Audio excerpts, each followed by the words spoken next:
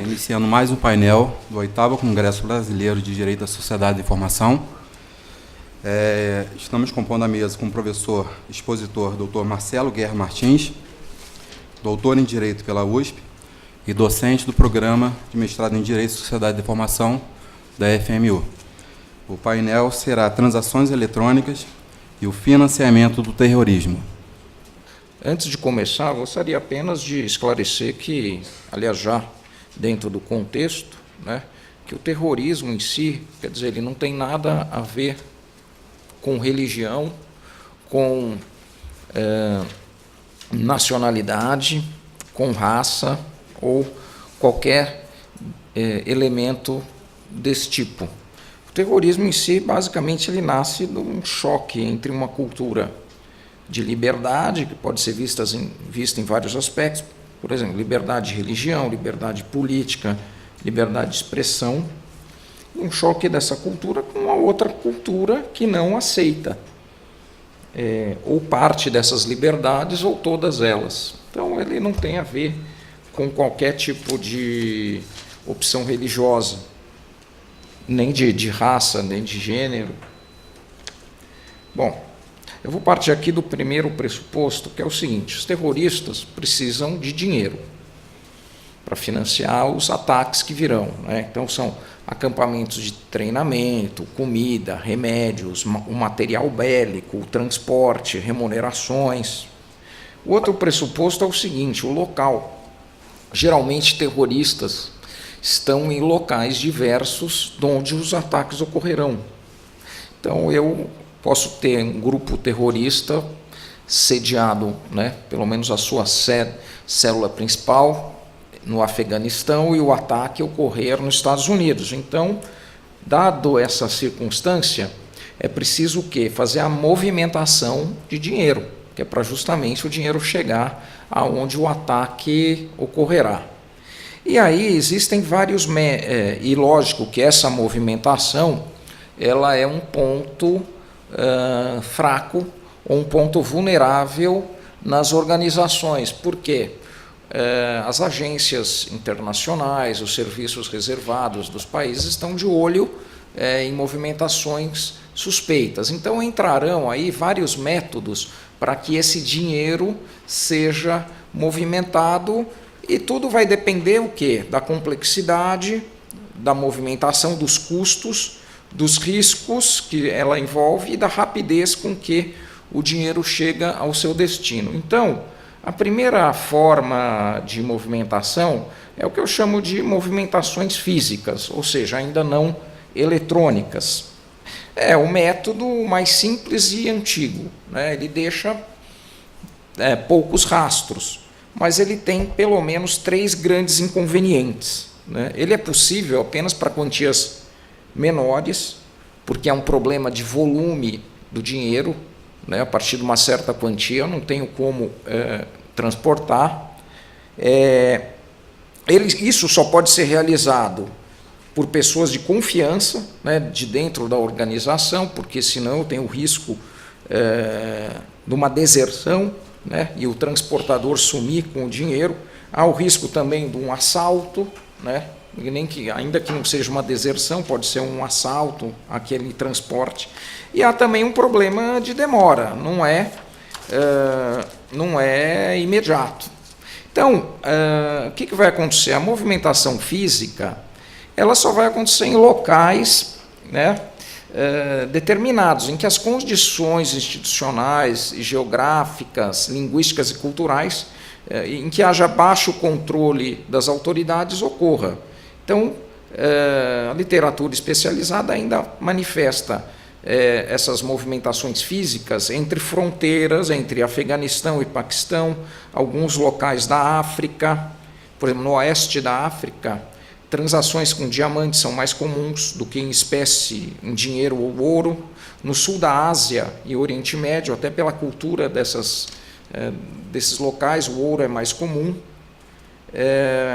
Agora, é claro que se for usado muitas pessoas, eu posso entrar num país com muito dinheiro picado, numa pequena importância, e depositar em bancos, e aí eu vou utilizando a partir do banco. Agora, como eu disse, é algo que precisa de bastante confiança entre os participantes, enfim.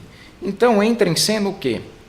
Né, para quantias maiores, o que se chama de primeiro, as transferências eletrônicas, os primeiros tipos, né, é o que eu chamo de transferências eletrônicas informais.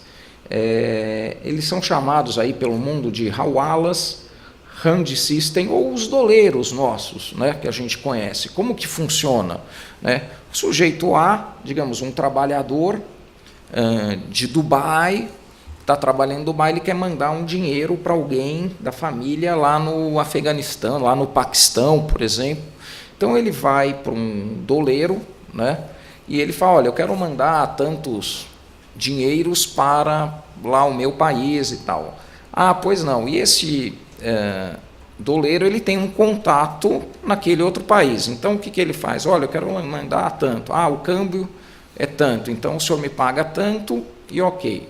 E ele dá uma senha para esse trabalhador. Automaticamente o doleiro manda uma senha, digamos ABC, manda uma mensagem eletrônica para o outro país, para o contato dele, olha, vai chegar alguém aí com uma mensagem ABC. Aí o trabalhador, esse que vai mandar o dinheiro, também manda um e-mail para um parente lá, olha, a senha é ABC, o contato é tal. Bom, o parente vai lá, dá a senha para o contato do país e resgata o dinheiro. E aí não há propriamente uma remessa de dinheiro, há uma remessa de uma conta corrente. E vice-versa, quando alguém daquele contato de lá quer mandar para cá, no nosso exemplo para Dubai, é feita a operação inversa. E aí eles vão entre esses contatos, há uma conta corrente, né? Se essa conta corrente ficar muito deficitária para um dos lados, existem meios usados, não legais muitas vezes, para mandar o dinheiro, né, para eles acertarem as contas. Quais são as vantagens, né, para a utilização desses meios? A burocracia é pequena, né, não existe nenhum registro praticamente, é um tipo de ação que se ocorre em confiança, praticamente não existe imposto, né? O remetente do dinheiro não faz perguntas, né?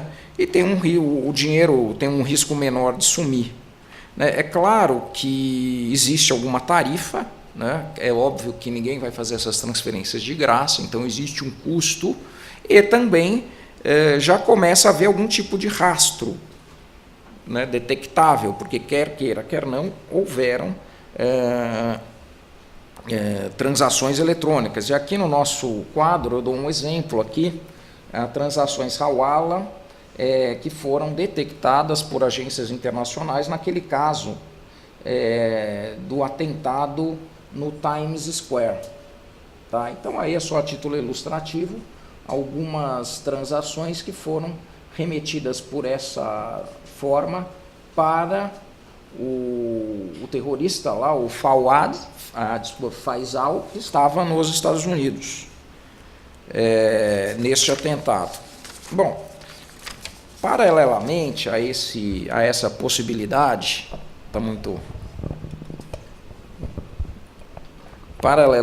essa possibilidade, existe o que se chama de MSB, né? Ou Money Service Business, que são remessas, não são bancos, mas são remessas de dinheiro legalizadas. Então, por exemplo, nos Estados Unidos existem mais ou menos 30 mil firmas cadastradas de remessa de dinheiro. Aí já há uma remessa eletrônica formal. A vantagem é que o remetente ele não precisa ter uma conta bancária, como ocorreria num banco. A vantagem é uma segurança maior na transferência do dinheiro. E a desvantagem é que justamente o rastro é maior e também é mais rastreável esse tipo de operação, porque aí nós já estamos dentro de empresas legalizadas e pode incidir algum tipo de taxa ou imposto, né? Não obstante, temos aqui aí no quadro alguns exemplos, né, de dinheiro que foi remetido ali no quadro mais à esquerda, do norte, ali da Somália, me parece, para os Estados Unidos, em alguns locais. Há um outro caso ali onde temos a partir de uma operação de lavagem de dinheiro de carros usados comprados nos Estados Unidos, que eram remetidos para a África, e depois esse dinheiro se constatou que ia parar na mão do grupo Hezbollah. Quer dizer, então, isso também é uma possibilidade que é utilizada aí pelos vários grupos terroristas. Agora, existe também as chamadas transferências bancárias clássicas. Claro, essas, em tese, são as mais seguras e mais rápidas. Seguras, eu quero dizer, no sentido do dinheiro não sumir, né? Mas, por outro lado, o que acontece? São as mais rastreáveis, né? Essas operações, elas deixam mais rastros. Porque bancos fazem perguntas. Depois do 11 de setembro, entrou, principalmente bancos americanos, o Know Your Client Policies, né? Políticas do conheça seu cliente. Então, o que acontece? Isso ainda existe, mas são usados bancos pequenos, de países menores, sem grande expressão, e geralmente com suborno de funcionários dessas instituições, o que também é um custo considerado na hora da transferência. Agora, um fenômeno novo que tem... tudo isso que eu estou falando está dentro do contexto da sociedade da informação. Agora, eu acho que o fenômeno novo que ainda vai dar muito pano para manga são as chamadas moedas eletrônicas, né? São os bitcoins e outras do gênero. O que são, né, essas moedas eletrônicas? Elas nada mais são do que arquivos criptografados que as pessoas aceitam em pagamento.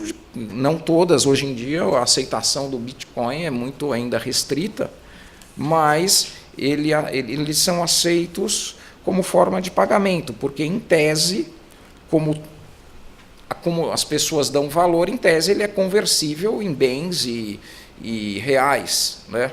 Então, arquivos criptografados, ou seja, são moedas em que não há um banco, né? A própria pessoa, o dono do Bitcoin, ele tem a própria custódia, ou seja, não há um banco, não há um custodiador desse dinheiro, né?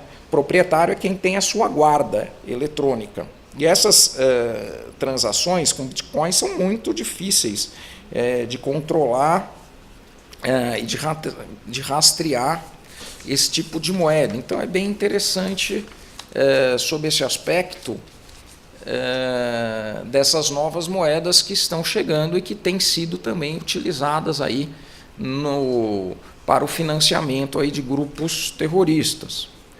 E também entra aí em cena a tradicional, né, infelizmente, tradicional chamada lavagem de dinheiro, que é a ocultação, né, o transporte de dinheiro através da ocultação da sua origem. Veja bem, lavagem basicamente é usada por traficantes, né, como o volume de traficantes de droga é muito grande, eles não têm como guardar o dinheiro vivo, né?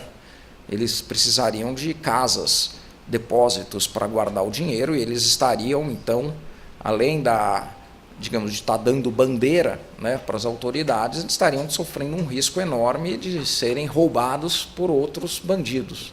Então, eles precisam lavar o dinheiro para aparentar que a origem daquele dinheiro é uma origem lícita. Então, existem aí vários métodos. E os terroristas, eles também, muitas vezes, usam da lavagem de dinheiro para guardar o dinheiro, né, de uma forma lícita, para ser usado quando precisar e para ocultar, né, a origem. Enquanto o traficante ele oculta a origem ilegal do dinheiro, o terrorista tem que disfarçar a origem suspeita, né, determinados remetentes, determinadas regiões podem levantar suspeita. Então, várias formas, né, são usadas aqui para a lavagem de dinheiro, todas utilizadas também por grupos terroristas. A primeira, empresas de fachada, ou seja, empresas que trabalham com dinheiro vivo, né, estacionamentos, bares, restaurantes, as próprias lavanderias, redes de drogaria, cassinos, né, uma vez pagos os tributos, né, alguém tem um estacionamento, não entra carro nenhum, mas ele recolheu os tributos, recolheu o imposto de renda, os outros tributos, ou seja, ele perde uma parte ali nesses tributos, mas o dinheiro em compensação fica legalizado e pode passar a circular dentro do sistema bancário sem levantar maiores suspeitas.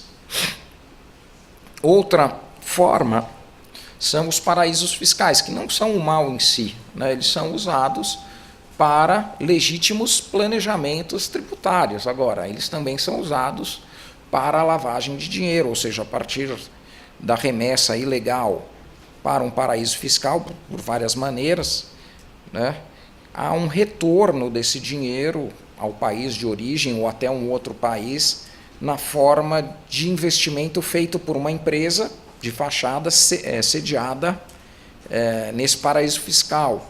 Quer dizer, o dinheiro que entra, ele fica legalizado, por isso que desde que o paraíso fiscal garanta o sigilo da composição societária daquela empresa ou daquele fundo investidor, e o dinheiro então passa a entrar no sistema bancário. Então, veja, às vezes, dinheiro originalmente ilícito, ele passa a entrar no sistema bancário, aí ele pode ser movimentado com mais facilidade. O que mais? Outro método, importação de bens a preços superfaturados, né? Então, alguém importa um bem, mas na verdade paga um valor maior por aquele bem, e essa diferença que vai ser remetida para o exterior é entregue para grupos terroristas. Outra forma que também já foi detectada, e essa é até mais sofisticada, importação de bens com cancelamento da operação, ou seja, alguém contrata, claro que o exportador também está mancomunado, então ele contrata, por exemplo, a importação de tantas toneladas de tal produto, né? E o pagamento, e coloca lá uma multa, se a operação for cancelada, eu pago 10% de multa.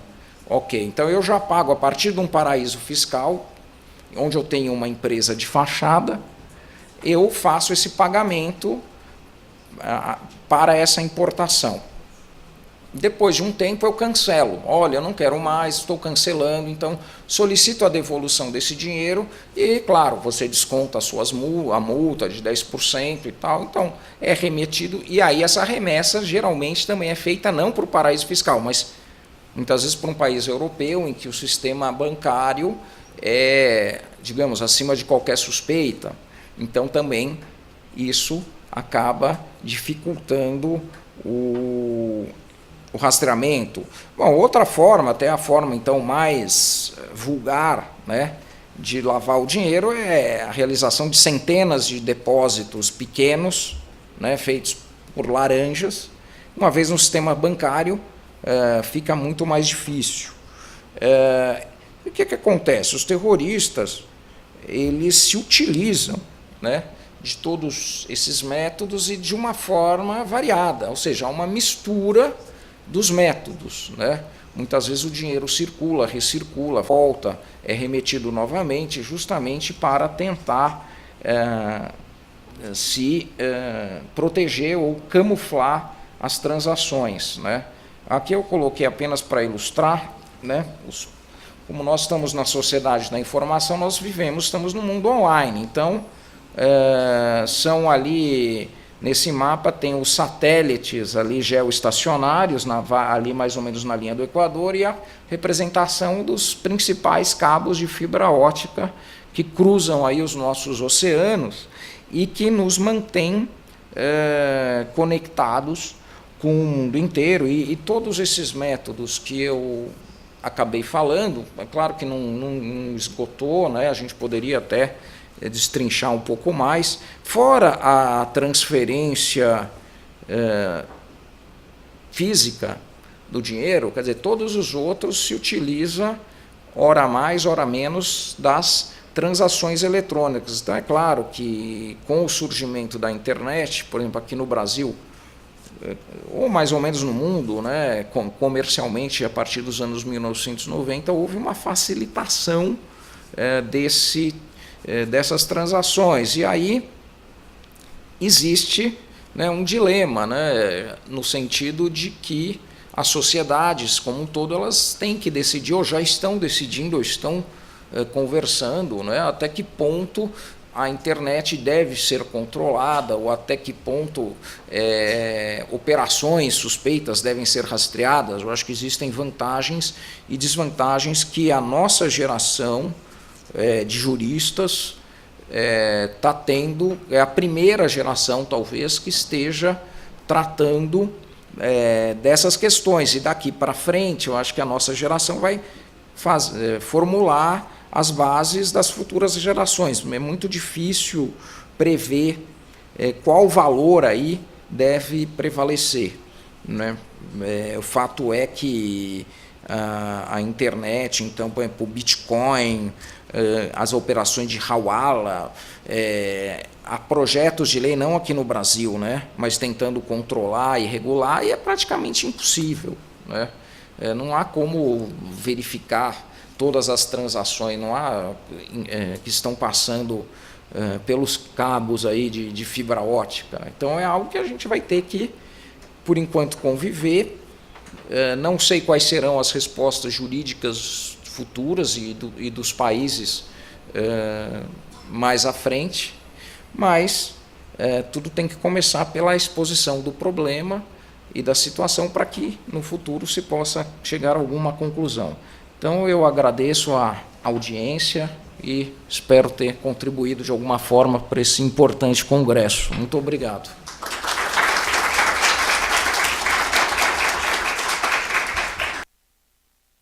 Passo a palavra agora ao Dr. Luiz Roberto Soares Margato. Obrigado mais uma vez, doutor. Brilhante palestra, excelente a maneira atual, como nós observamos isso daí, e são uma das mazelas, uma das consequências inevitáveis da sociedade da informação, são essas novas possibilidades de consequências do crime, né? De poder lavar o crime, o dinheiro proveniente do crime. E o terrorismo, a abordagem do senhor foi para o terrorismo, mas muito pertinente também para nós, porque não só o terrorismo, mas o crime organizado, presente também no nosso país, infelizmente, usa-se das técnicas semelhantes apontadas pelo doutor, e é um desafio realmente para o meio jurídico atual entender, compreender e modificar esses meios para reduzir ou mitigar o fluxo de dinheiro, porque a maneira de combater o terrorismo, a maneira de combater o crime organizado passa necessariamente por retirar o volume de dinheiro ou a circulação de capital dessas organizações. Então, queria só acrescentar, na verdade, a brilhante palestra, colocando só esse ponto de vista do crime organizado, que se assemelha com o terrorismo também, e agradecer mais uma vez ao senhor pela excepcional palestra que o senhor deu para nós. Obrigado.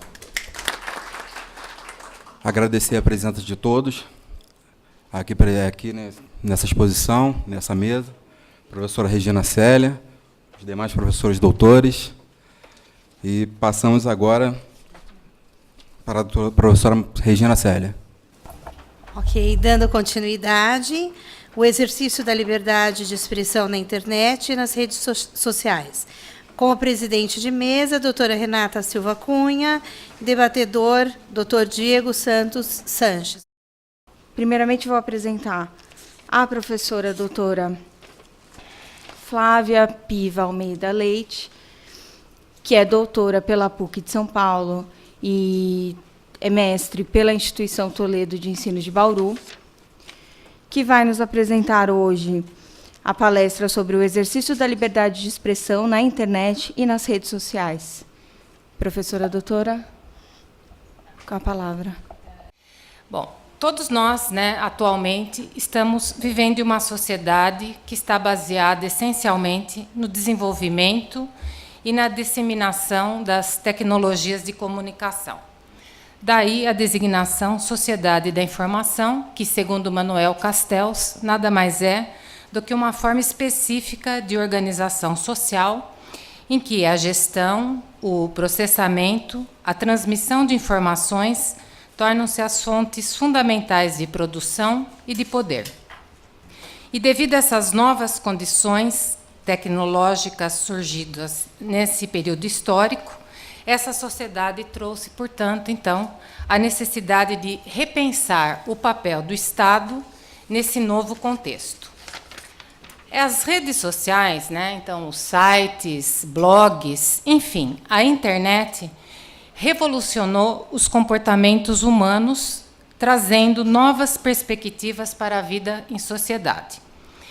Como muito bem, né, apontou o presidente anterior da mesa, essa internet ela trouxe benefícios, mas também ela trouxe alguns riscos. Então, nós vamos ver que muitos usuários, né, utilizam essa internet desviando, né, dessa finalidade que deve ser. E muitas vezes esse desvio ele vem colidir com a liberdade de expressão e comunicação através, então, desse deslocamento pelas redes sociais. Então, a sociedade ela vem utilizando e adotando muito as tecnologias de informação, em especial a internet. E, como eu acabei de mencionar, a necessidade, então, né, desse surgimento dessa era digital suscitou a necessidade de repensar importantes aspectos relativos a essa organização social, à democracia, à privacidade e à liberdade.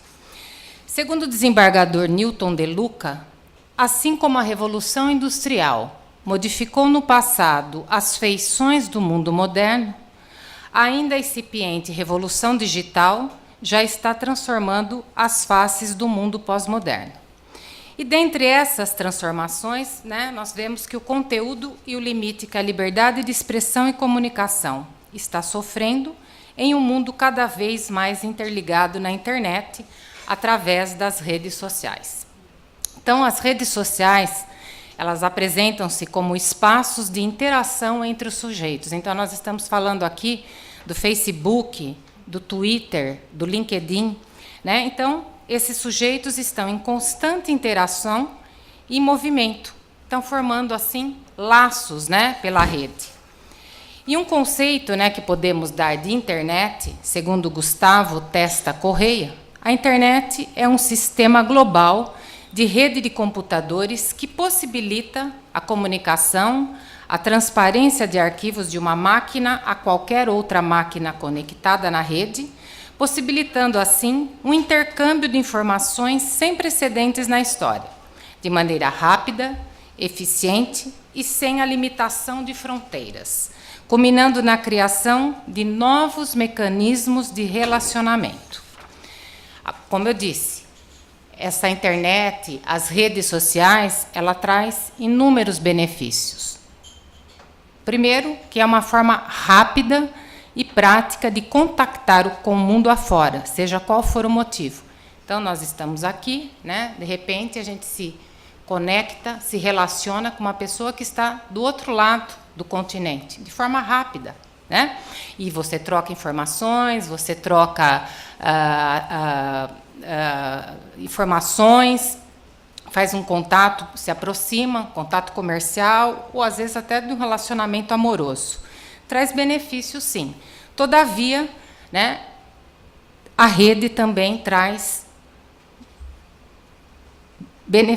malefícios. Então, muitos, né, nós podemos notar que, dentre esses malefícios, alguns usuários da rede que utilizam para denegrir a imagem humana, postando fotos íntimas nesses sites públicos, atacando com ofensas morais, etc. Então, o que nós percebemos, né, é que há um desvio das finalidades da rede. Alguns usuários passaram a escrever informações que entram, sim, na esfera privada de outras pessoas e ferem outros direitos fundamentais, né? Até o professor Blota mencionou, né, essa questão dessa privacidade estar sendo vista, né, como um afeto, né? Então, provoca, sim, danos de diversas formas. Ultrapassa o direito à liberdade de expressão e pensamento. Agora, o que é essa liberdade de expressão do pensamento? A liberdade de expressão do pensamento é um dos pilares, né, da democracia nesse Estado de Direito. Constitui um dos direitos fundamentais mais preciosos e corresponde a uma das mais antigas exigências humanas. Encontra, né, o seu principal fundamento na dignidade da pessoa humana. Então, a liberdade de expressão é o direito fundamental que possibilita o exercício da soberania popular, pelo qual se concretizam as virtudes republicanas, uma vez que torna os cidadãos capazes de escolher, fiscalizar, contestar e exigir o devido exercício dos poderes. Agora, a liberdade de expressão ela é gênero. Apesar das peculiaridades do nosso direito constitucional positivo, ela engloba a liberdade de manifestação do pensamento, e aqui nós podemos incluir a liberdade de opinião, a liberdade de expressão artística, de ensino, de pesquisa, de comunicação e de informação, e nós temos aqui a liberdade de imprensa, e a liberdade religiosa. Então, em princípio, todas as formas de manifestação, desde que não violentas, estão amparadas pela liberdade de expressão, incluindo gestos, sinais, mensagens orais e escritas, bem como as manifestações veiculadas pelos modernos meios de comunicação, como nós temos as redes sociais.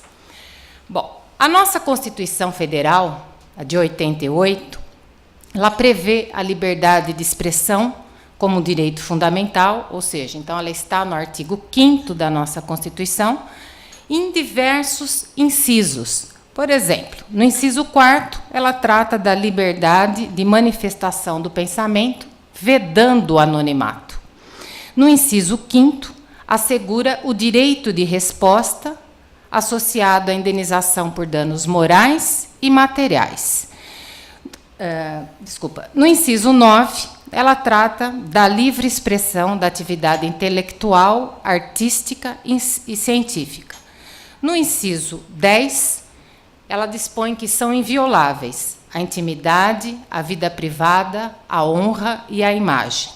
No inciso 14, do mesmo artigo 5º, o acesso à informação é assegurada, resguardando o sigilo da fonte. Então, foi ampla a proteção da liberdade de pensamento e reconhecida como direito fundamental, consequentemente, ela é cláusula pétrea, ou seja, ela aquele tema que está intangível, imodificado, petrificado, proibindo qualquer meio estatal suprima essa garantia ou venha, sob qualquer pretexto, a reduzir essa regulação ou violar o núcleo essencial. Agora, como muito foi dito, os direitos fundamentais eles não são absolutos. Então, a liberdade de expressão e de pensamento, dada a sua relevância e o pluralismo político, ela não está imune a qualquer limite ou restrição. Limites esses que estão expressos na Constituição Federal, né? E também outras limitações que estão em leis infraconstitucionais, como a proibição, né, do discursos racistas e difamatório, que está prevista na Lei 7.716/89. Os chamados crimes contra a honra, injúria, difamação, calúnia, nos artigos 138, 139, 140 do Código Penal. Outra restrição, a criminalização da pedofilia infantil por meios digitais, artigo 241-A da Lei 8.069/90. Fora, né, as restrições que são trazidas por ponderações jurisprudenciais quando elas estão em conflito com os princípios, né, do mesmo padrão normativo. Então, a expressão de ideias é passível, sim, de restrição e devem ser respeitados quando colidirem com outros valores. O Estado liberal protege a liberdade de expressão do pensamento dos indivíduos como um dos seus fundamentos. Todavia, é imprescindível impor essas restrições ao seu exercício. Então, nós podemos lembrar o caso, né, da modelo Daniela Ciccarelli, não sei se vocês se recordam, quando um cinegrafista amador a flagrou em momentos de intimidade com seu namorado em uma praia europeia, sendo esta cena filmada através de um celular que rapidamente essas imagens foram publicadas e espalhadas na rede, dispersando assim pela internet.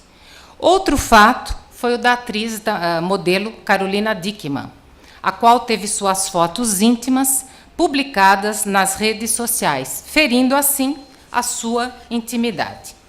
Agora, o que é o direito à privacidade? Né, que está em uma colisão entre a liberdade de expressão pelas redes sociais e esse direito à privacidade. Então, dois direitos fundamentais colidindo. A privacidade, segundo o professor Celso Ribeiro Bastos, é a faculdade que tem cada indivíduo de obstar intromissão de estranhos em sua vida privada e familiar, assim como de impedir-lhes o acesso à informação sobre a privacidade de cada um e também de impedir que sejam divulgadas informações sobre esta área de manifestação existencial do ser humano. Então, o que nós percebemos é que muitas dessas violações, elas têm ocorrido não pelo Estado.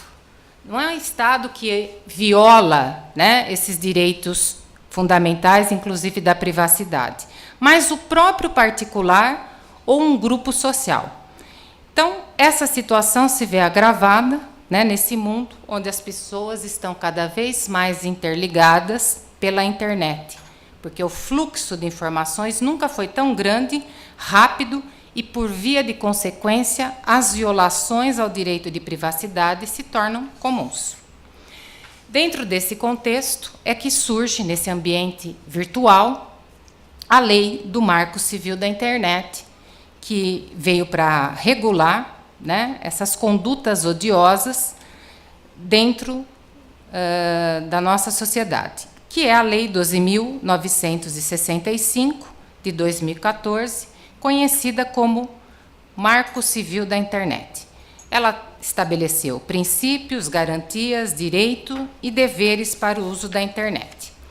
E essa Lei do Marco Civil, ela é elencada, consagrada, embasada em 3 pilares: a neutralidade da rede, a liberdade de expressão e a privacidade.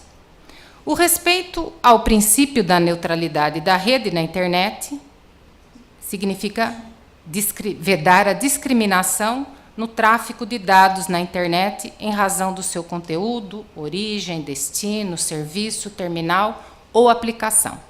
No tocante ao segundo pilar, a Lei do Marco Civil reforça a garantia constitucional da liberdade de expressão no ambiente online.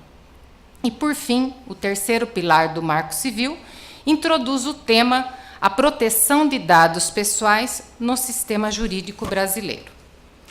Cabe ressaltar, né, que o Marco Civil da Internet é considerado uma carta de princípios, porque no seu capítulo 1 nós encontramos os fundamentos, princípios e objetivos do Marco Civil. Em seu artigo 2º, definiu os fundamentos da disciplina do uso da internet: o reconhecimento da escala mundial da rede, os direitos humanos, o exercício da cidadania em meios digitais, a pluralidade, a diversidade, a abertura, a colaboração, a livre iniciativa e a defesa do consumidor. Por sua vez, essa lei elencou em seu artigo 3º princípios norteadores do Marco Civil. E entre os objetivos que deverão ser buscados, trouxe a promoção do direito de acesso à internet a todos. Agora, o que nós percebemos, né, é que muitos desses conteúdos vão ao encontro dos preceitos já consagrados na Constituição Federal. Importante ter em mente que o Marco Civil da Internet ele veio para regulamentar o uso da internet no contexto brasileiro, já que a Lei Geral de Telecomunicações e a Lei 9.472/97 demonstrou-se insuficientes, uma vez que regulavam uma realidade em que a internet não estava tão presente no nosso dia a dia. Assim, a lei trouxe um rol de princípios capazes de proteger os usuários, empreendedores e a própria característica da abertura da internet. Agora, já que vivemos cada vez mais interligados na internet, a privacidade é um dos direitos individuais mais complexos da sociedade digital. E a sua proteção apareceu esmiuçado ao longo de inúmeros dispositivos da Lei do Marco Civil, que eu trouxe aqui, né, e nós estamos, né, eu estou meio rápida porque nós estamos com o momento um pouco avançado, eu não vou ler cada um desses dispositivos que trata e aborda da privacidade, né, na Lei do Marco Civil, mas só para vocês terem, identificarem os inúmeros dispositivos que tratam dessa proteção. No artigo 3º, incisos 2 e 3, artigo 7º, inciso 1, 2, 3, 7 e 8, letra C, inciso 9 e 10, o artigo 8º, parágrafo único, inciso 1, o artigo 10º, parágrafos 1, 2, 3 e 4, o artigo 16, inciso 2 e o artigo 23.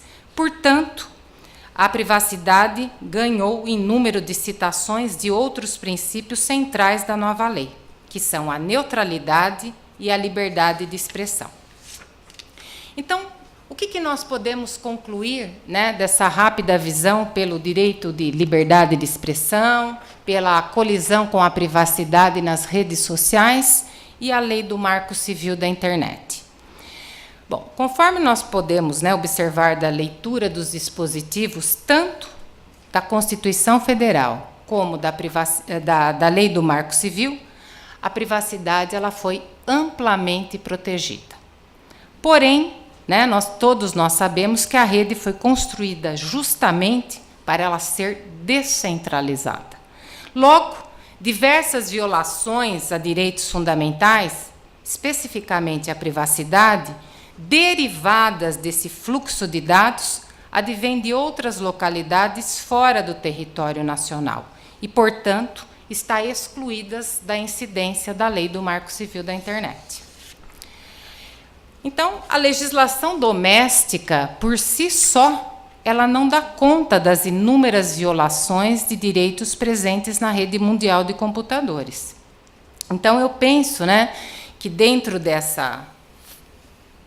desse contexto, esse tema, sim, merecerá um tratamento mais específico no plano internacional, de modo a incluir dentre a agenda de direitos humanos. Como diz, né, o renomado doutrinador, a legislação do Estado Nacional é importante, sim, a Lei do Marco Civil é importante. Agora, ela é apenas uma ponta do iceberg, uma vez que ela é incapaz de proteger os direitos fundamentais violados pelos fluxos de dados mundiais. E aqui nós temos, né, só para reforçar a insuficiência da Lei do Marco Civil, foi o atentado, né, que ocorreu em 7 de janeiro desse ano, no jornal satírico Charlie, onde houve mortes, né, de jornalistas, incluindo o editor-chefe, renomados cartunistas. E esse episódio ele teve, sim, grande repercussão presencial, ou seja, houve uma grande mobilização presencial, mas também gerou uma intensa mobilização nas redes sociais com o slogan "Somos Todos Charlie". E relembrando ainda, né, que eu não coloquei aqui, mas agora me veio à mente também, a questão da Primavera Árabe, que ela teve início, né, e os países árabes, inicialmente na Síria, num país em que não há a liberdade de expressão como um direito fundamental, ou seja, o povo foi às ruas deflagrar contra o autoritarismo daquele regime, e isso foi deflagrado numa das maiores redes sociais, que foi o Twitter. Tá? Então, era o que eu tinha para passar para vocês nesse rápido espaço de tempo, porque nós temos ainda outra palestra, e eu acho que depois parece que tem uma outra utilização aqui, né, professora? Então, agradeço aí a presença de todos. Espero ter contribuído, né, de alguma forma com essa questão da liberdade de expressão e a privacidade nas redes sociais. E passo a palavra aí para o debatedor, para o presidente da mesa e para alguém que tivesse manifestar interesse em fazer algum posicionamento.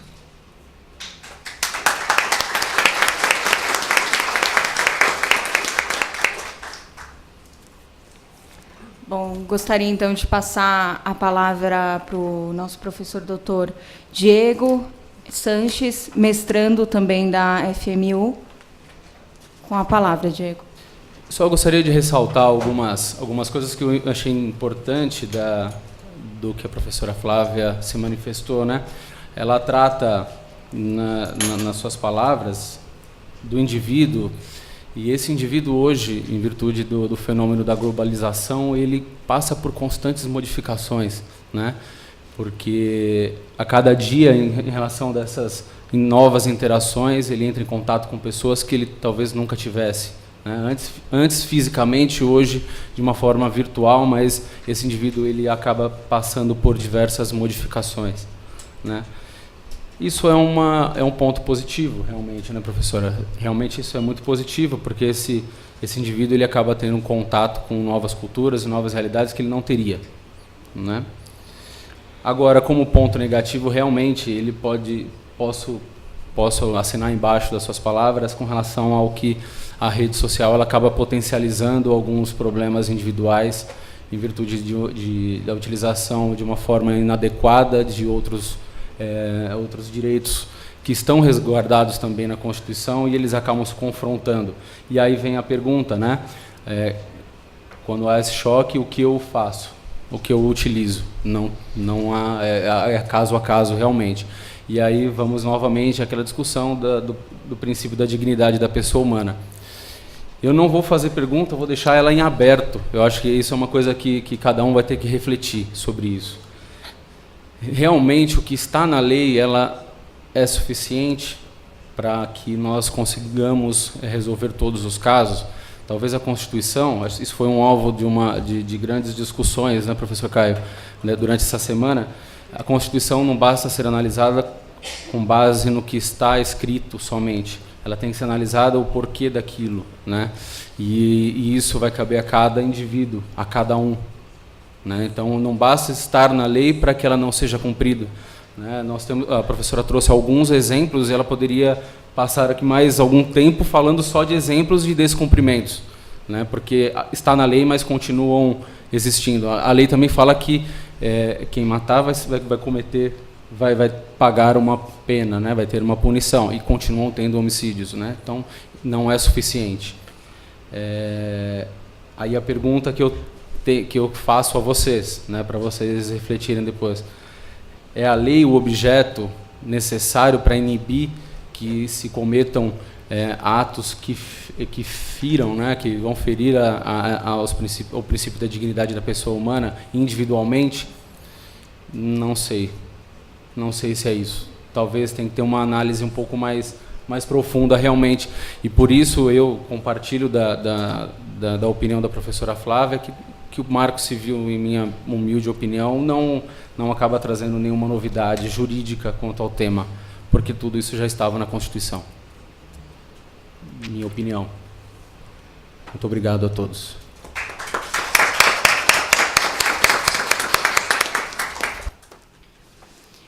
Vou passar a palavra, então, para a professora doutora Regina Célia. Bem, na maratona que aqui estamos, né? Passo a presidência à doutora Orlando Zanardi, para a palestra do Dr. Caio Pirandel de Macedo, como debatedor, tendo o Dr. Guilherme Ferreira Rosseto. Dando sequência aos trabalhos do Congresso, quero primeiramente agradecer a oportunidade aqui de presidir mais uma sessão, onde nós teremos aqui a presença como expositor, professor doutor em Direito pela Pontifícia Universidade Católica e docente no mestrado em Direito da Faculdade Metropolitanas Unidas, Direito, Sociedade e Informação. E como debatedor, o doutor Guilherme Ferreira Rosseto. Não é por outro motivo que o nome da minha palestra, ou o título, é Liberdade de Expressão e o Processo Democrático na Sociedade da Informação, com o subtítulo Renovação do Domínio Público Arendtiano. Inicialmente, eu quero deixar claro, não sei se foi respondida, essa questão ficou um pouco em aberto, com relação à efetiva garantia do direito da liberdade de expressão na sociedade da informação, e há um questionamento com relação à impotência estatal. Eu vou fazer uma introdução, mais ou menos na sequência do trabalho, e vou abordar, ou vou procurar responder esse questionamento. Bom, inicialmente, a questão de estar ali, a renovação do domínio público arendtiano, qual é a ideia? A Hannah Arendt, que é uma filósofa política muito importante, dos anos 50 e 60, ela tem uma obra marcante chamada A Condição Humana, onde ela revela que os homens se reconhecem como iguais através de atos de fala, debates e discussão. Portanto, nessa condição de horizontalidade que os homens se reconhecem, que se dá o verdadeiro exercício democrático, um debate dialético de ideias, visando o desenvolvimento em prol da sociedade. Ou seja, ele não está olhando para si ou atrás de um interesse individual, mas sim em benefício da sociedade. E essa renovação desse domínio público arendtiano, que é um termo que ela consagrou, ou do espaço público, é muito nítido na internet, onde não há necessariamente um espaço físico. Portanto, essa renovação do espaço público se dá através do canal digital socializante contido nas redes sociais e na internet. Hoje em dia, a maior parte da circulação da informação política na sociedade se dá através das redes sociais ou através da internet. Portanto, isso é um fato, é um dado inegável e cada vez mais ganha relevo, como os senhores puderam observar, eu não estava aqui, mas li os jornais hoje, com relação às manifestações de rua, especialmente a de ontem, onde toda a organização da manifestação nas mais diversas cidades e estados se deu através da internet. Portanto, não existia esse espaço público, para usar o termo de Hannah Arendt, anteriormente à internet. Tá? Portanto, com a renovação desse espaço público, através das mídias digitais, houve todo um engrandecimento da liberdade de expressão, de comunicação e da manifestação do pensamento.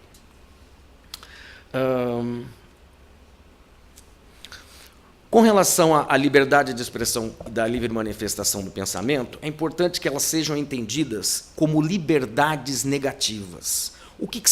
Qual é a característica marcante do termo liberdade, ao invés de garantia?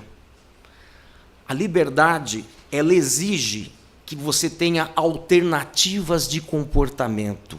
Em regra, ela exige uma abstenção do Estado. Portanto, esse é um elemento fundamental para o pluralismo político e para o debate de ideias e a renovação dos conceitos da sociedade.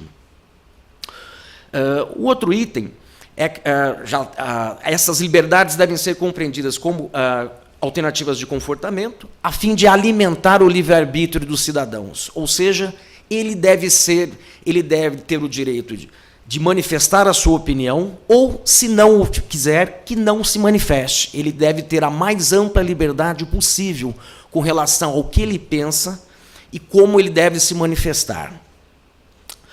O item abaixo. A liberdade de expressão e da manifestação do pensamento garantem a tutela de outros direitos fundamentais, como o direito à opinião, à informação e à comunicação. Aqui é aquele item. Vocês já perceberam que, quando permanecemos em silêncio, você nunca vai arrumar problema algum. É uma coisa fantástica, não é isso? Agora, quando você exterioriza esse elemento, aí você está sujeito a ser contraditado e a sofrer, vamos dizer assim, o confronto de ideias. Tá? O último item, o penúltimo item desse slide, permitir a reflexão dinâmica da sociedade na sua relação com o Estado. Isso é muito importante. Em todos os tempos da história da humanidade, os donos do poder, né, ou as forças reais de poder, como diz La Salle, sempre procuraram controlar a informação. Isso parte do princípio que o cidadão está abaixo do Estado, que ele compõe uma sociedade onde o Estado, que é um elemento constitutivo, uma construção humana, estaria acima dele. Portanto, na verdade, é exatamente o contrário. Por quê? O Estado é para o cidadão, não o cidadão para o Estado. Isso é muito importante ser dito, porque, no nosso caso, período da ditadura militar ou em outros países, você era visto como mais um na multidão para desenvolver o Estado, não é isso? O Brasil grande, vencedor, e o cidadão que não recebe educação, saúde ou todos os direitos que ele pleiteia e que ainda estamos procurando a concretização desses direitos com base na Constituição de 88. E também o principal, a liberdade de expressão e da livre manifestação do pensamento legitimam a participação dos cidadãos na construção de novos contornos para a democracia ao fomentar o debate político e o pluralismo de ideias. Ou seja, nunca se debateu tanto os assuntos políticos na sociedade como agora com o canal socializante da internet. Qualquer um de vocês pode, hoje, saindo daqui, querer transformar o mundo, não sei se o farão, mas entrar na internet e propor novas ideias, ou contrariar as ideias que estão em circulação. Isso nunca foi possível. E, nessa dimensão, a sociedade ganha num processo de debate dialético, ao você aceitar posições de vistas divergentes da sua. Já foi dito aqui pela professora Flávia que a liberdade de expressão e da manifestação do pensamento também encontra limites. Ela não, como qualquer outro princípio constitucional, ele está sujeito ao balanceamento de princípios quando em conflito com outro princípio, ao caso concreto. O exemplo que ela deu foi com relação à privacidade das pessoas, né? Com relação à liberdade de manifestação do pensamento ou de expressão. Então, são vários os casos relacionados, por exemplo, o caso da Carolina Dickmann, que ela mencionou, o caso da Daniela Sicarelli, e tantos outros que nós vemos por aí. Qual deve ser a análise? Primeiro, o sopesamento constitucional com relação ao caso concreto. Qual é o princípio que deve prevalecer? Numa relação privada, obviamente que a privacidade.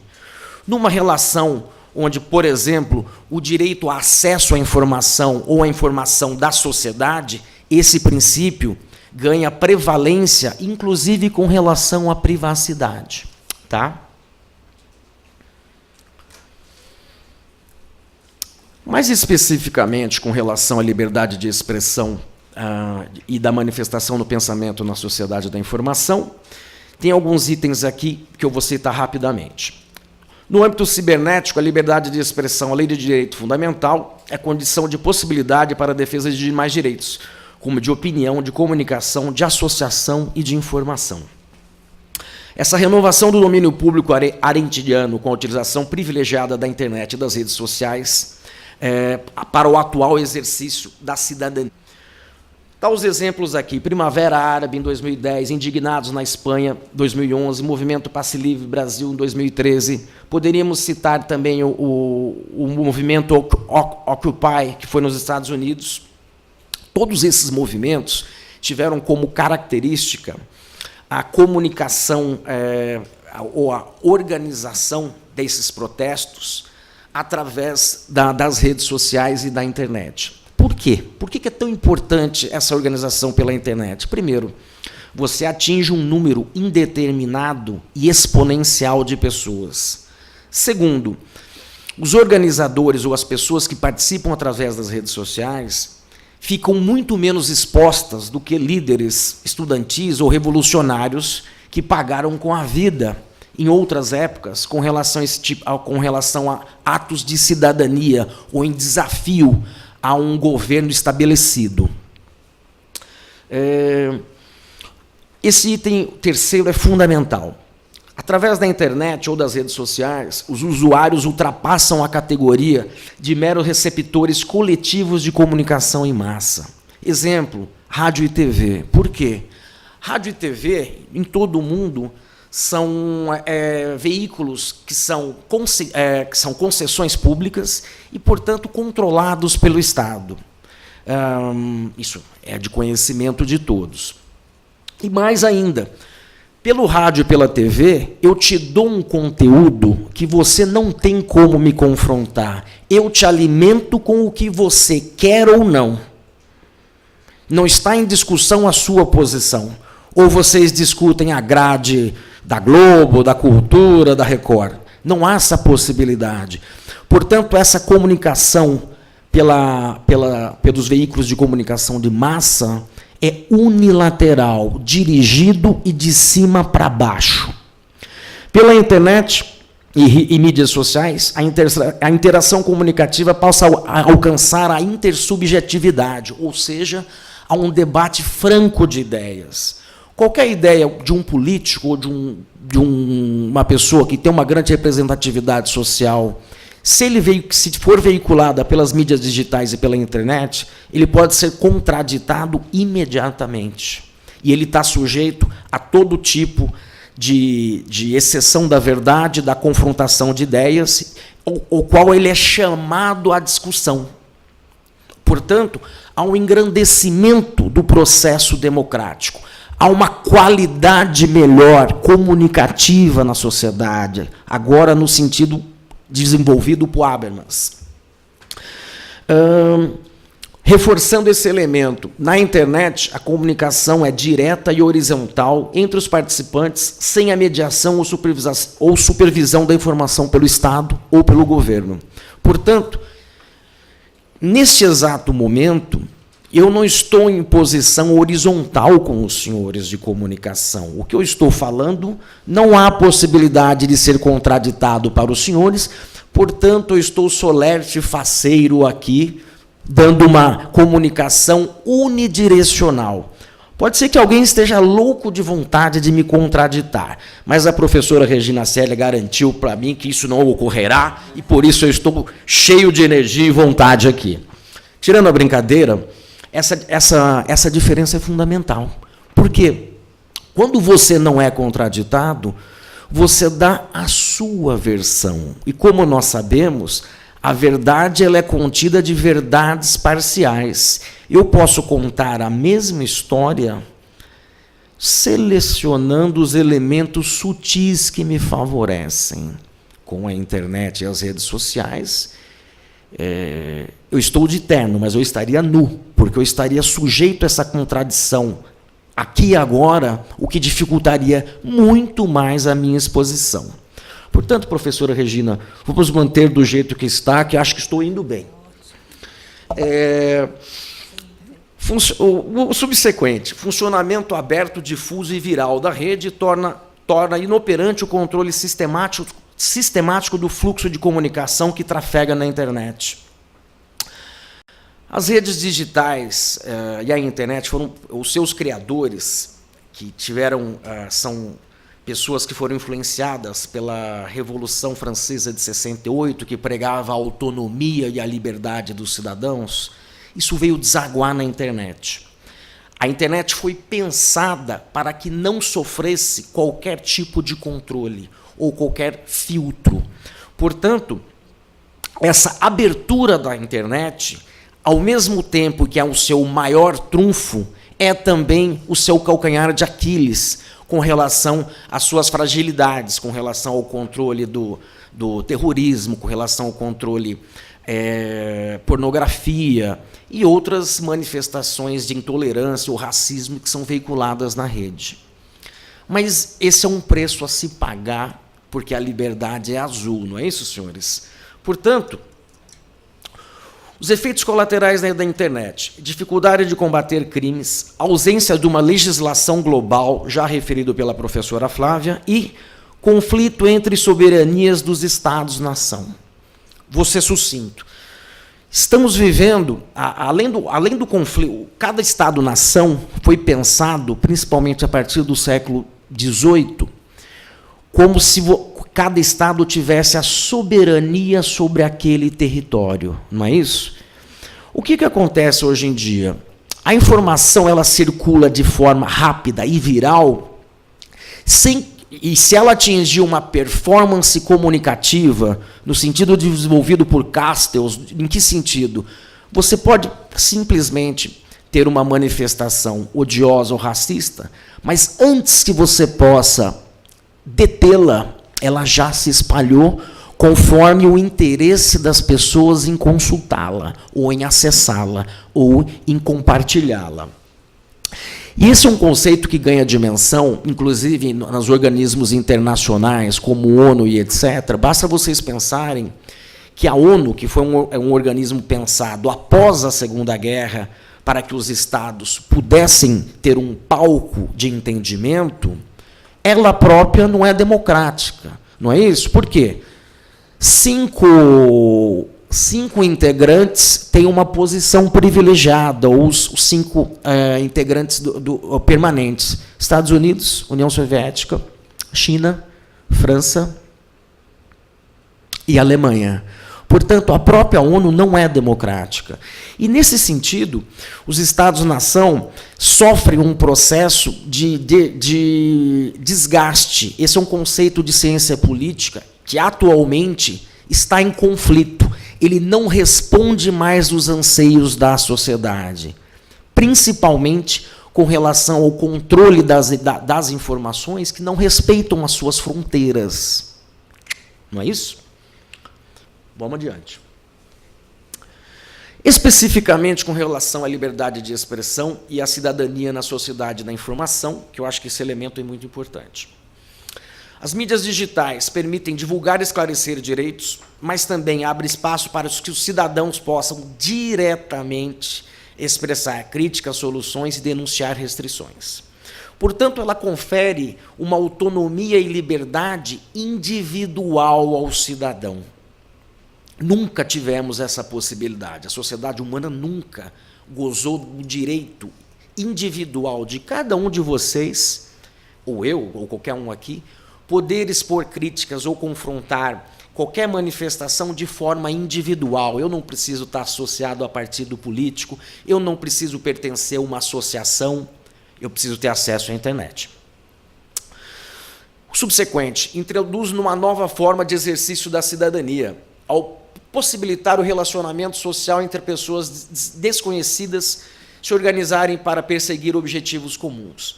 Aqui um exemplo clássico é o meio ambiente. Todo mundo é a favor do meio ambiente, não é? Portanto, mesmo no Brasil, os principais órgãos que atuam com relação ao meio ambiente são externos, não é isso?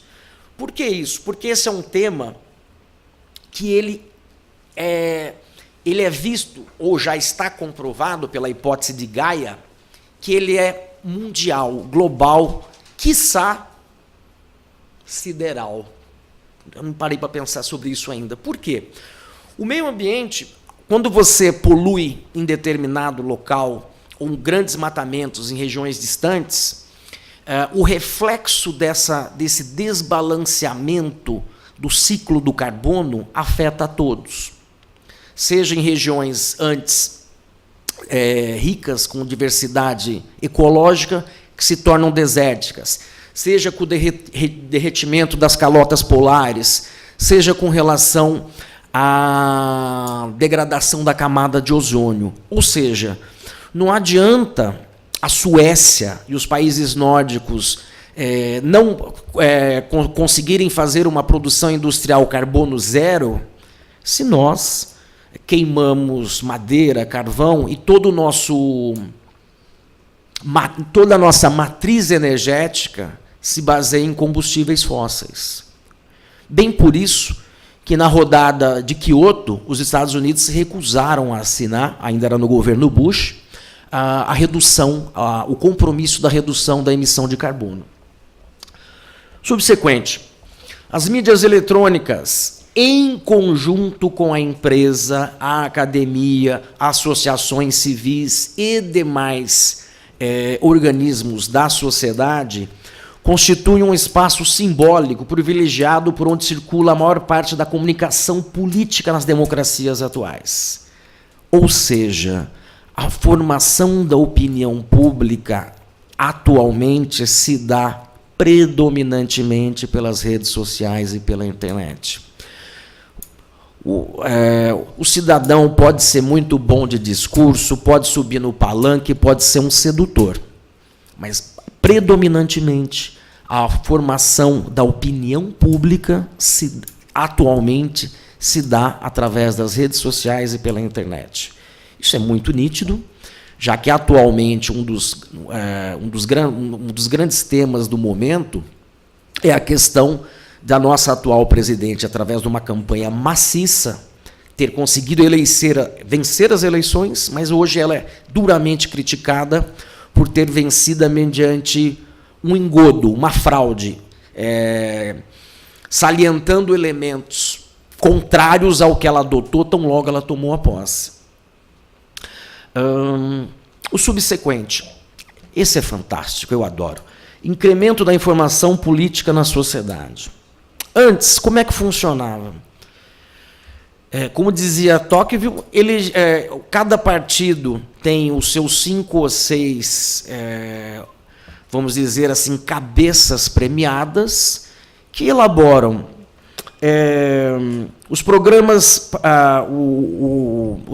partidários, o projeto político e as nossas prioridades, sem discutir conosco, ou seja, eles esquecem de combinar com os russos. Por que eu digo isso? Eu sou filiado a um partido político. Nunca fui chamado para discutir nada. Projeto de governo, nada. Nunca fui chamado para nada. Só sou chamado para votar na convenção partidária. E aí, em consequência disso, eu não vou, não compareço. Tá? Portanto, as decisões fundamentais do país não são submetidas pela estrutura criada pela sociedade para fazer a mediação entre sociedade e governo, que são os partidos políticos, que estão em franca deterioração e perderam a credibilidade frente à nossa sociedade e sociedade mundial. Portanto, os partidos políticos também estão em xeque, muito em decorrência da sociedade da informação.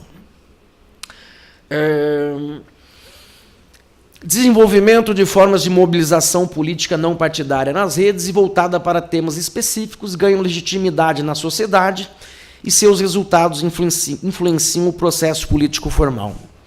Acima de tudo, o político profissional, mas aqui não é uma crítica a quem faz política, ele tem que ter o faro para onde a sociedade está caminhando. Portanto, quando ele sente que uma posição política está consolidada na sociedade, ele é o primeiro a encampar isso. Isso nós vemos todo santo dia. O nosso país vem vivendo momentos incríveis, eu diria. Incríveis no sentido de, antigamente, isso não ser crível. Hoje é. E eles estão sendo influenciados a tomar posições políticas em decorrência do que ocorre nas redes e, consequentemente, como correio de transmissão da pressão que sofrem nas ruas.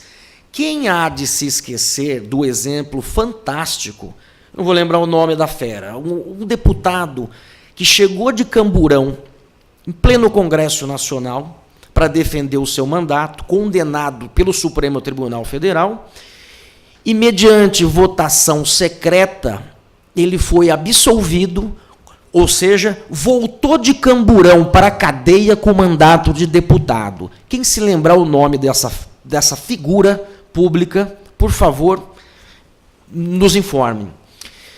Diante da repercussão extremamente negativa, imediatamente o Congresso aprovou uma emenda constitucional para que a votação de cassação de políticos passasse a ser através de voto aberto. Em segunda votação, o que aconteceu?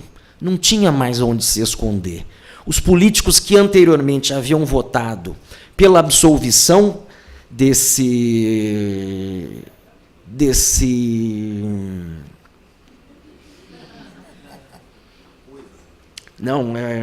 bandido, não é isso? Já que ele foi condenado por roubar dinheiro público e está na cadeia, tá?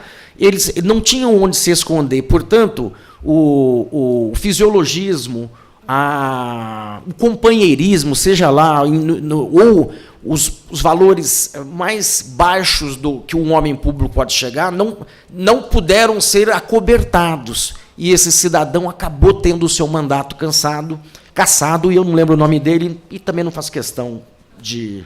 Mas vocês devem se lembrar, isso foi em 2012 ou 2013. Aqui sim. Agora, um item que eu quero destacar. Todos esses elementos com relação à internet devem ser sopesados dentro de um espírito de tolerância que a liberdade de expressão na sociedade da informação deve se pautar.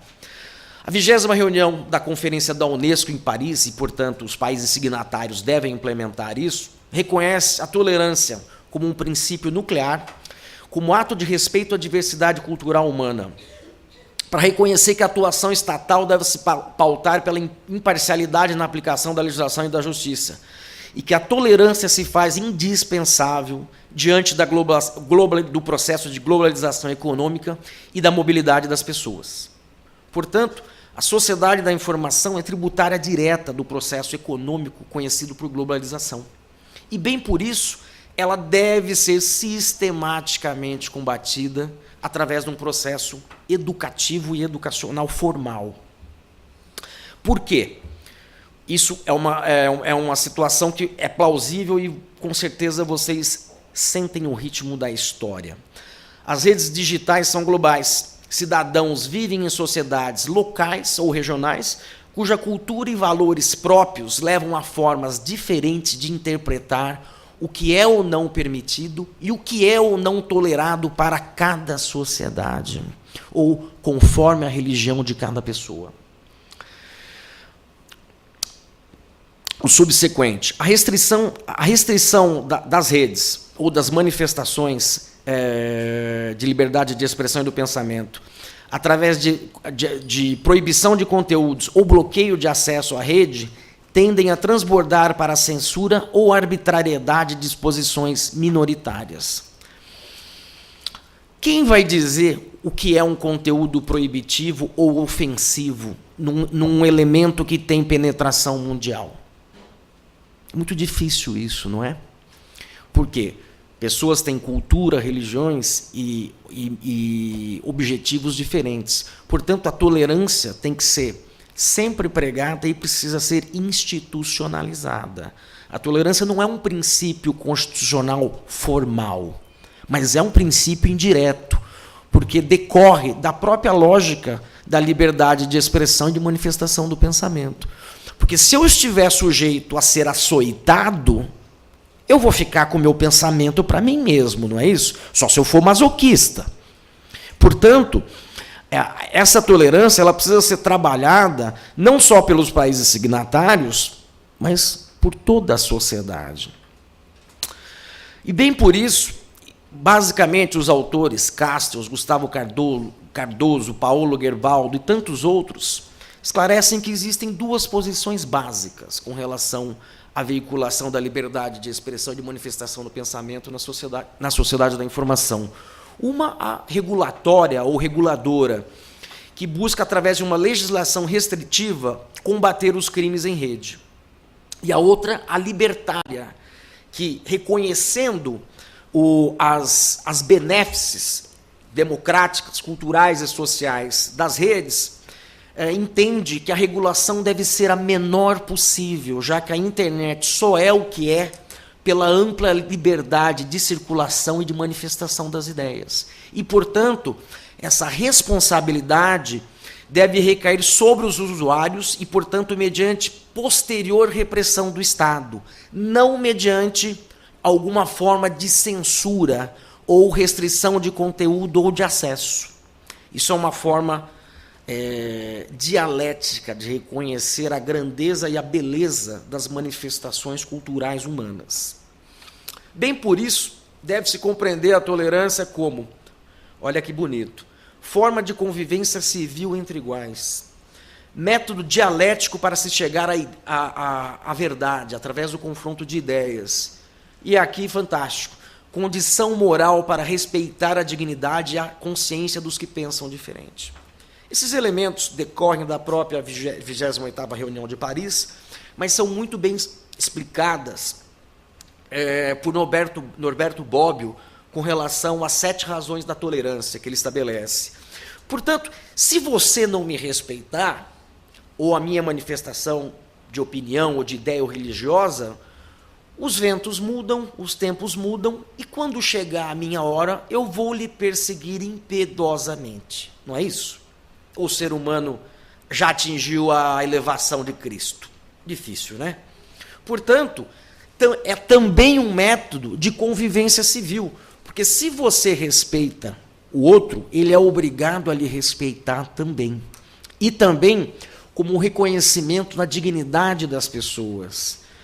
Apenas por ser um outro ser humano, eu devo respeitar a posição dele, o que ele pensa, para que ele também possa me respeitar. Por quê? A melhor forma de você combater o intolerante não é ser intolerante com ele. É você permitir que ele se expresse, que se exponha, para que no confronto franco de ideias predomine a melhor posição, a melhor forma que tenha maior aceitação na sociedade. Em conclusão, eu vou ler rapidamente aqui, que eu acho que eu já passei o tempo, né? A liberdade de expressão e de manifestação do pensamento devem ou se revestem em contornos amplos na sociedade da informação, garantem a tutela de outros direitos e funcionam como meio de preservação do processo democrático ao revitalizar o debate da informação política em discussão na sociedade.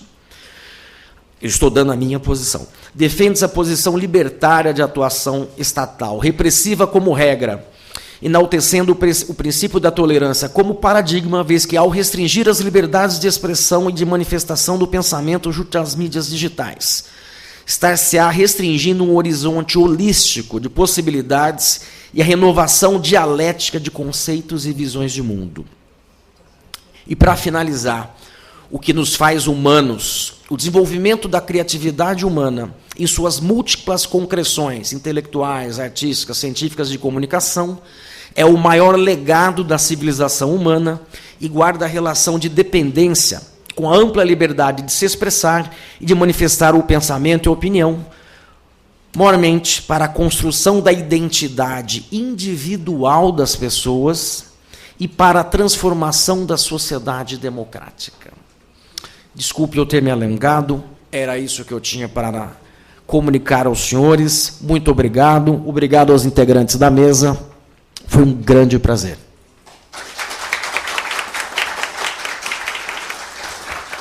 Eu só vou ressaltar um aspecto da exposição. No início da palestra, o professor Caio ele ressaltou 2 aspectos da cidadania à luz das explicações de Hannah Arendt. Ela coloca, inclusive o senhor publicou um artigo sobre o assunto recentemente, e ela ressalta 2 conceitos, né? O de ação que é aquele que corresponde à condição humana de pluralidade e exercício da vida política, e o segundo, que é o espaço público, relacionado ao espaço de comunicação entre os indivíduos, né? E, sem sombra de dúvidas, a internet viabilizou o exercício da democracia. Esse espaço público ressaltado por Hannah Arendt, sem sombra de dúvida, foi viabilizado não só com a internet, mas principalmente com a internet. Como a gente pode ver recentemente, principalmente no início de 2015, até os acontecimentos recentes, é possível ver esse espaço público entrando em evidência aí. Queria agradecer mais uma vez e cumprimentar todos os presentes. Obrigado.